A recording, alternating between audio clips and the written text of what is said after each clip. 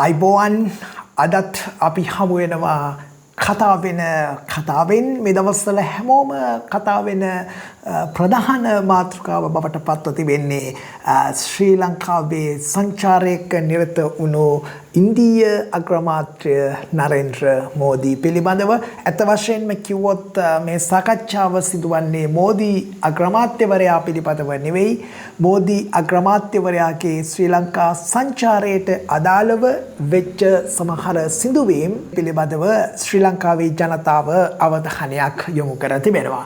ශ්‍රී ලංකාවේ ජනතාව කෙසේ වෙතත් දේශපාලනික ක්ෂේත්‍රයේ බොහෝ දෙනෙක් අදහස් පළ කර තිබුණා. එනිසා අපි කල්පනා කළා හැමෝම කතාව පිළිබඳව අපේ අදහසත් එකතු කරන්නට. මෙතෙන්දී වැදගත් සාධකය බවට පත් වුණේ ශ්‍රී ලංකාවේ රජය හෙවත් මේ මාලිමාවේ ආණ්ඩුව මෝදී ජනාධිපතිවරයා සමග ඇති කරගත් එකඟතා කිවිසුම් සහ ඒ වෙනුවෙන් කරන ලද ක්‍රියාපටිපාටිය තමයි අපට වැදගත් සාධකයක් හැටියට මෙතෙන්ට පෙනෙන්නට තිබෙන්නේ.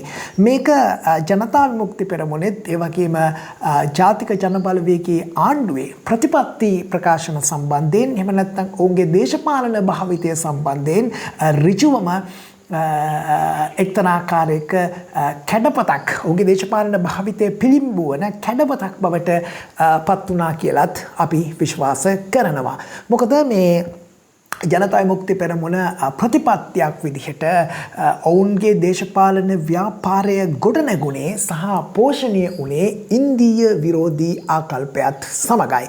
විශේෂයෙන් 80 දශකයේ තුල ශ්‍රී ලංකාවේ ඇති වුණු තත්ත්වයන් සහ විශේෂයෙන් ඉන්දිය හමුදාව ශ්‍රී ලංකාවට පැමිණීම එදා ඒ රජය ගත්ත තීන්දුව තීරණවලට එරෙහිව ජනතා විමුක්ති පෙරමුණ දැවැන්ත ක්‍රියාදාමයක් මේ රටේ ගොඩ නැගුවා. ඒ නිසා බොහෝ දෙනෙකුට තිබුණා ගැටලුවක් එහෙව් ජනතා විමුක්ති පෙරමුණ එලෙස පෝෂණය වෙච්ච ඉන්දීය විරෝධී දේශපාලන මතවාදයකින් පෝෂණය වෙච්ච ජනතා විමුක්ති පෙරමුණ එහි ජනාධිපතිවරයා ප්‍රමුඛ ආණ්ඩුව දැන් සම්පූර්ණයෙන්ම U-turn එකක් ගහලා තියෙන ආකාරයක් දකින්නට තිබෙන බව. අප දේශපාලනිකව විග්‍රහ කළොත් ජනතා විමුක්ති පෙරමුණට ප්‍රතිවිරෝධී දේශපාලන කඳවුර සෑම අවස්ථාවකම ඉන්දීය රජයන් සමග කටයුතු කරලා තිබෙනවා. මෝදී අග්‍රාමාත්‍යවරයා සමග පමණක් නොවේයි රජීව් ගාන්ධිගේ සිට ඒ වගේම මන්මෝහන් සිං අග්‍රාමාත්‍යවරයා සමග සහ මේ ශ්‍රී ලංකාව අර්බුදකාරී තත්ත්වයන් වලට මුහුණ දුන්න සෑම අවස්ථාවකම ඉන්දීය රජයත් සමග රාජතාන්ත්‍රික ගනුදෙනු කිරීමක් ශ්‍රී ලංකාවේ ආණ්ඩුවල සිදු වුණා. නමුත් මේව දැඩිව විවේචනය කරපු පාර්ශවය තමයි ජනතා විමුක්ති පෙරමුණ. ඒක කෙතරම් ඛේදනීය ඉරණමක් කලා ගමන් කළාද කියතොත් ශ්‍රී ලංකාවේ තරුණ පරපුර ජනතා විමුක්ති පෙරමුණේ දේශපාලන මතවාදයෙන් පෝෂණය වෙච්ච තරුණ පරපුර එදා ඉන්දීය විරෝධයක් ගොඩනැගීම හරහා ඔවුන්ගේ ජීවිත ගණනාවක් විනාශ වුණා. විශේෂයෙන්ම රජයත් සමග රටේ ආණ්ඩුවත් සමග ඇති කරගත්ත ගැටුම් එක්ක. එනිසා ඉතිහාසයත් එක්ක අපි කල්පනා කරලා බලනකොට ජනතා විමුක්ති පෙරමුණේ ඒ 80 මුල්භාගයේ ඇතිවෙච්ච 80 දශකයේ මුල්භාගයේ ඇතිවෙච්ච දේශපාලන තත්ත්වයන් එක බැලුවොත් ඔවුන් ප්‍රතිපත්තිමය වශයෙන් ජනතා විමුක්ති පෙරමුණේ ප්‍රතිපත්තිය හාත්පසින් වෙනස් වෙලා තිබෙනවා. මේ සංචාරයේදී ඔවුන් දක්වපු තත්ත්වයන් එක්ක අපට දකින්නට තිබුණු කාරණාවත් එක්ක එවැනි දෙයක් දකින්නට තිබෙනවා. කෙසේ නමුත් ඒක පමණක් නෙවෙයි. දැන් ජනතා විමුක්ති පෙරමුණේ මෑත කාලේ දේශපාලනය පිළිබඳවත් අපි අදහසක් බැලුවොත් විශේෂයෙන්ම ඔවුන් පසුගිය රජයන් ගත්ත තීන්දුව තීරණ පිළිබඳව ආර්ථික වශයෙන් ඉන්දියාව සහ ශ්‍රී ලංකාව අතර ඇති කරගත්ත අන්‍යෝන්‍ය කිවිසුම් ඒ අවබෝධතාවයන් පිළිබඳව ජනතා විමුක්ති පෙරමුණ මේ රටේ මහ ජනතාවට පත් කරපු මවපු බිල්ලා දැන් ඔවුන් පිළි අරගෙන තිබෙනවා වැළඳගෙන තිබෙනවා කියන කාරණාවත් අපට පෙනෙන්නට තිබෙනවා. සාම්පූර් විදුලි බලාගාර පිළිබඳව තත්ත්වය, ඒ වගේම ශ්‍රී ලංකාව සහ ඉන්දියාව යා කරන ඉන්ධන නල පිළිබඳව තිබෙන ඒ ව්‍යාපෘතීන් පිළිබඳව ඔවුන්ට තිබුණු විරෝධය, අදානි සමාගම හරහා ශ්‍රී ලංකාවේ ක්‍රියාත්මක කරන්නට ගිය ව්‍යාපෘති සම්බන්ධයෙන් තිබුණු විරෝධය, සුලන් විදුලි බලාගාර සම්බන්ධයෙන් ශ්‍රී ලංකාවේ ඔවුන්ට තිබුණු ඒ විරෝධය,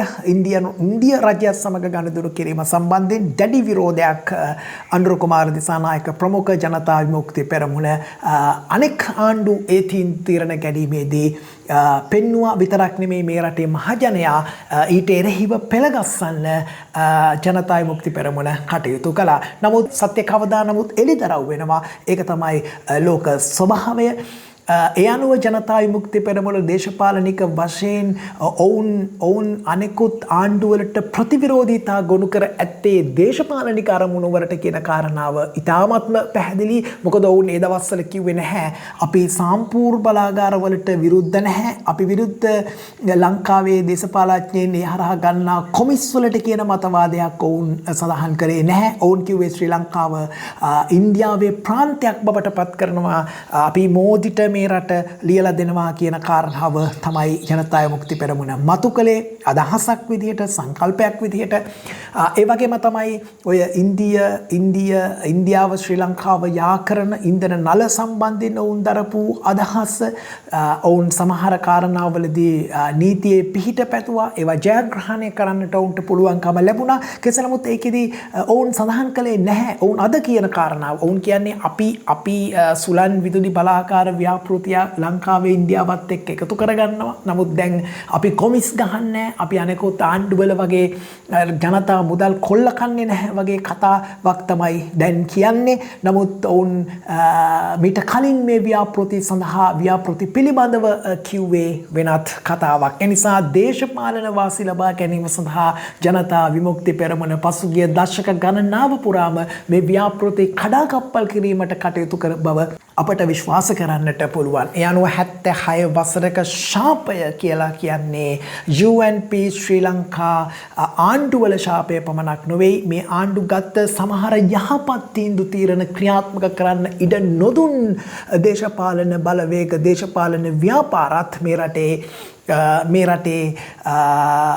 ඒ 76 වසර ශාපයට වග කියන්න ඕනට කියලා වග කිය යුතු බවට අපි විටින් විට සඳහන් කරන්නේ අන්න ඒ නිසා.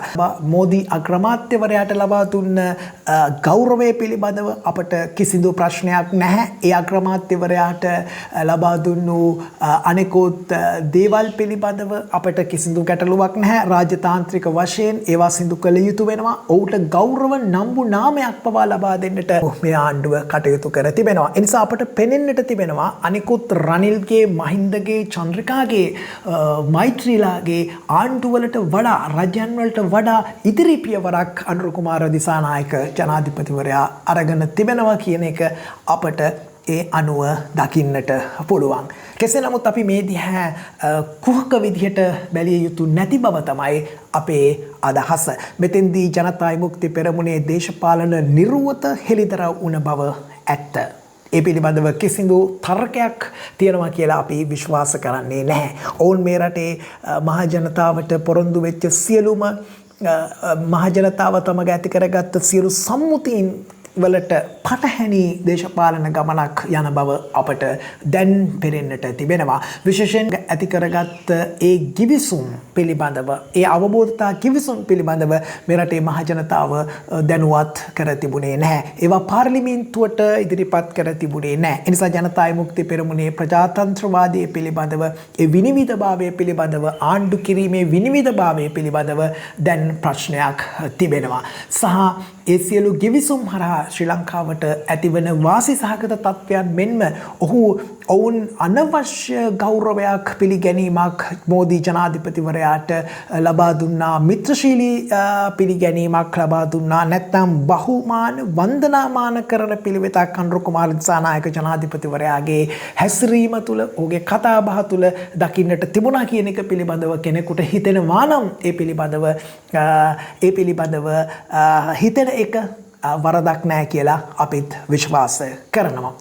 කෙසේ නමුත් මේ සංචාරය හරහා ජනතා විමුක්ති පෙරමුණ මෙතෙක් ඉන්දීය රජය පිළිබඳව එහෙම නැත්නම් ඉන්දියාව පිළිබඳව දරපු දේශපාලන මතය ප්‍රතිපත්තිමය දේශපාලන මතය සහ මුලින්ම වෙනස් වෙලා තිබෙන බව අපට පෙනෙන්නට තිබෙනවා. ඔවුන් ආර්ථිකමය තත්ත්වයන් පිළිබඳව ජනතා විමුක්ති පෙරමුණේ තිබුණු අදහස් දැන් වෙනස් වෙමින් තිබෙන බව අපට පෙනෙනවා.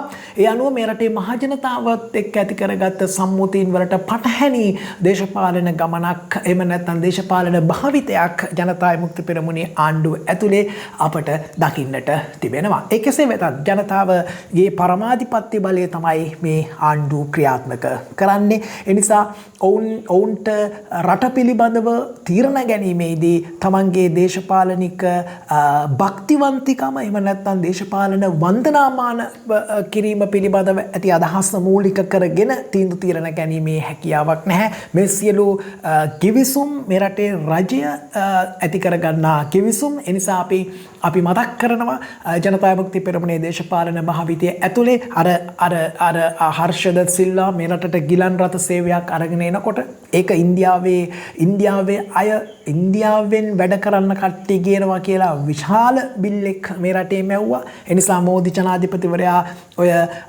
කඳුකරයේ කඳ උඩරට එහෙම නැත්නම් වතුකරයේ දෙමළ ජනතාව වෙනුවෙන් යම් කිසි නිවාස ව්‍යාපෘතීන් බිහි කරනකොට ඒ පිළිබඳව ඉන්දියානු ව්‍යාප්තවාදයක් පිළිබඳව සාකච්ඡා කළා දේශපාලනික වශයෙන්. නමුත් අවසාන වශයෙන් ඉන්දීය ජනාධිපතිවරයාගේ දෙපා නවදින තත්වයට මේ රටේ ජනාධිපතිවරයා පත්ව තිබෙනවා කියලා අපිට මේ පිළිබඳව හිතා බලනකොට කෙනෙකුට හිතෙන්නට පුළුවන්. හැබැයි ඒක අනික් පැත්තක් තිබෙනවා. ඒ තමයි ජනාධිපතිවරයාට තිබෙන මිත්‍රශීලීම රාජ්‍ය තමයි අපට තිබෙන ළඟම රාජ්‍ය තමයි ඉන්දියාව. ඒ නිසා ඉන්දියාව ලෝක දේශපාලන ප්‍රවණතාවත් එක්ක ඉන්දියාව සමග ඉතාම හොඳ දේශපාලන සම්බන්ධතාවයක් රාජතාන්ත්‍රික සම්බන්ධයක් පවත්වා ගත යුතුව තිබෙනවා. විශේෂයෙන් ආර්ථික සම්බාධක සහ මේ බදු පැනවීම නිසා ඇමරිකාව යුරෝපය වගේ රටවල් වලින් අපට එල්ලවන්නට තිබෙන බලපෑමත් එක්ක අපට ඉන්දියාව දැඩි සහයෝගයක් එම නැත්නම් දැඩි බලපෑමක් අපට ඉන්දියාවත් එක්ක ඇති වෙලා තිබෙනවා. ඒ නිසා ඉන්දියාව නිරන්තරයෙන් අපේ දේශපාලනික මාවත විවර කර ගැනීම සඳහා ඉන්දියාව වැදගත් සාධකයක් බවට පත් වෙනවා. ඒ නිසා අනුර කුමාර දිසානායක ජනාධිපතිවරයාට ඉන්දියාවේ නායකයා ඉන්දියාවේ අග්‍රාමාත්‍යවරයාට මේ ආකාරයේ පිළිගැනීමක් ගෞරවයක් ලබා දීම පිළිබඳව ඔහුගේ පැත්තෙන් වරදක් නැහැ. අපට hina යන්නට පුළුවන් ජනාධිපතිවරයාගේ හැසිරීම අනුව ඔවුන්ගේ දේශපාලන භාවිතය සහ ඔවුන්ගේ දේශපාලන ප්‍රතිපත්ති වලට වෙච්ච දේවල් ගැන හිතනකොට අපිට hina යන්නට පුළුවන්. නමුත් ජනාධිපතිවරයා තව වසර ගණනාවක් මේ රටේ ජනාධිපතිකම කරන්නට ඕනි සහ ඔහුගේ ආණ්ඩුව පවත්වාගෙන යන්නට ඕනි. ඒ නිසා ඉන්දියාව තමන්ට හයියක් නැති බව එහෙම නැත්නම් තමන්ට ආරක්ෂාව හෝ වෙනත් ආර්ථික කාරණා සම්බන්ධයෙන් තීරණයක් ගන්න බැරි තත්ත්වයකදී ඔහුට සිදු වෙනවා ඉන්දියාවේ සරණ පතන්න.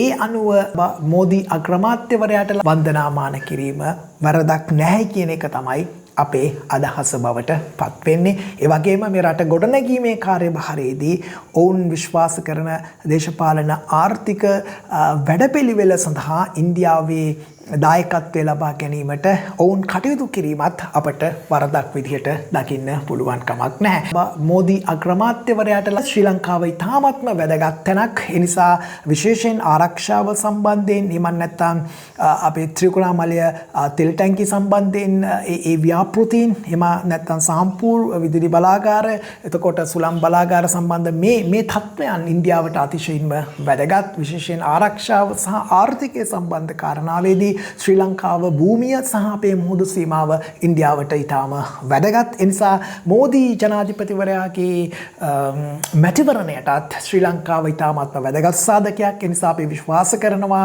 අනුර කුමාර ජනාධිපතිවරයා අනුර කුමාර දිසානායක ජනාධිපතිවරයාව තමන්ගේ දේශපාලන පරමාර්ථ වෙනුවෙන් පාවිච්චි කරයි.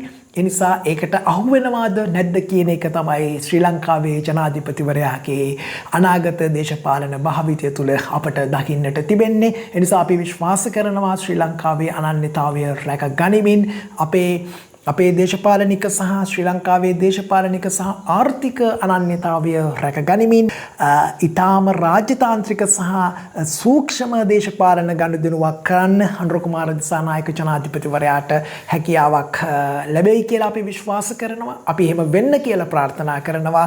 කෙසේ නමුත් මේ ලබා දුන්නු ලංකාවට ලබා දුන්නු ආධාර එම නැත්නම් ඒ ව්‍යාපෘතීන් ඒ ලබා දුන්නු දායකත්වයට වඩා මේ සංචාරය හරහා සිදු වෙච්ච වැදගත්ම කාරණය ඉන්දියාව සම්බන්ධයෙන් ජනතා විමුක්ති පෙරමුණ තුල තිබූ දේශපාලනික මතය පුස්සක් බවත් එම නැත්නම් ඒ දේශපාලනික මතය දැන් සහ මුලින්ම අවසන් බවත් ඔවුන්ගේ ඒ සම්බන්ධයෙන් ඇති දේශපාලන නිරුවත හෙළිදරව් වීම පමණක් සිදු වුණා කියලයි අපි විශ්වාස කරන්නේ.